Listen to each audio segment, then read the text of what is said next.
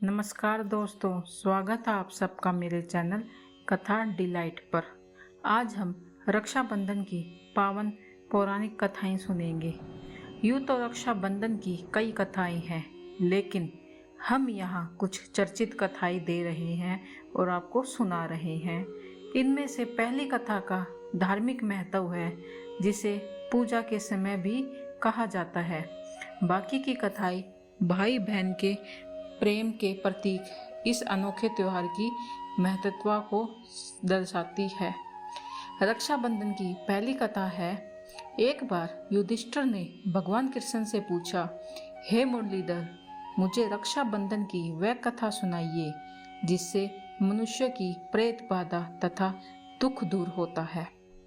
भगवान कृष्ण ने कहा, हे पांडव श्रेष्ठ, एक बार दैत्यों तथा सुरों में युद्ध छिड़ गया और यह युद्ध लगातार 12 वर्षों तक चलता रहा। असुरों ने देवताओं को पराजित करके उनके प्रतिनिधि इंद्र को भी पराजित कर दिया। ऐसी दशा में देवताओं सहित इंद्र अमरावती चले गए। उधर विजेता दैत्यराज ने तीनों लोकों को अपने वश में कर लिया। उसने राजपद से घोषित कर दिया कि इंद्र देव सभा में न आए तथा देवता व मनुष्य यज्ञ कर्म ना करे, सभी लोग मेरी पूजा करें। दैत्यराज की इस आज्ञा से यज्ञ, वेद, पठन पाठन तथा उत्सव आदि समाप्त हो गए। धर्म के नाश से देवताओं का बल घटने लगा। यह देख इंद्र अपने गुरु बृहस्पति के पास गए तथा उनके चरणों में गिरकर निवेदन करने लगे, गुरुवर, ऐसी दशा में परिस्थितियां कहती है कि मुझे यही प्राण देने होंगे। न तो मैं भाग ही सकता हूँ, न ही युद्ध भूमि में टिक सकता हूँ।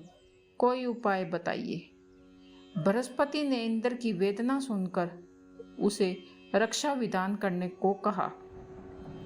श्रावण पूर्णिमा को प्रातःकाल निम्न मंत्र से रक्षा विधान संपन्न किया गया। येन बुधिनो बलि राजा दानवेद्रो महाबल, तेन त्वाभिमानी रक्षो माचल माचल। इंद्राणी ने श्रावणी पूर्णिमा के पावन अवसर पर द्विजों से शवचिता वाचन करवाकर रक्षा का तंतु लिया और इंद्र की दाहिनी कलाई में बांधकर युद्ध भूमि में लड़ने के लिए भेज दिया। रक्षाबंधन के प्रभाव से दैत्य बाग खड़े हुए और इंद्र की विजय हुई। राखी बांधने की प्रथा को सूत्रपात यही से होता है। रक्षाबंधन की दूसरी कथा। भारतीय इतिहास के अनुसार मुसलमान शासक भी रक्षाबंधन की धर्म भावना पर न्योछावर थे।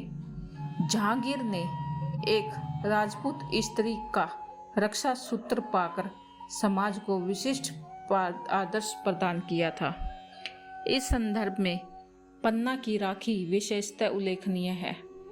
एक बार राजस्थान की 2 सियासतों में गंभीर कलह चल रहा था।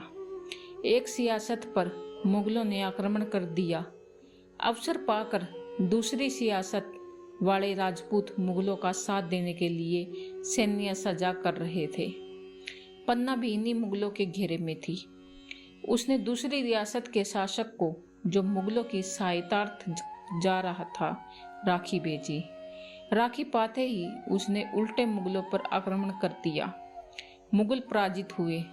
इस तरह रक्षाबंधन के कच्चे धागे ने दोनों रियासतों के शासकों को पक्की मैत्री के सूत्र में बांध दिया। अब कृष्ण द्रौपदी की कथा। एक बार भगवान श्री कृष्ण के हाथ में चोट लग गई तथा खून की धार बह निकली। यह सब देख द्रौपदी से देखा न गया और उसने तत्काल ही अपनी साड़ी का पल्लू फाड़कर श्री कृष्ण के हाथ में बांध दिया। फलस्वरूप खून बहना बंद हो गया। कुछ समय पश्चात जब दुशासन ने द्रौपदी की चिर हरण किया, तब श्री कृष्ण ने चीर बढ़ाकर इस बंधन का उपकार चुकाया। यह प्रसंग भी रक्षाबंधन की महत्वता को दर्शाता है। धन्यवाद।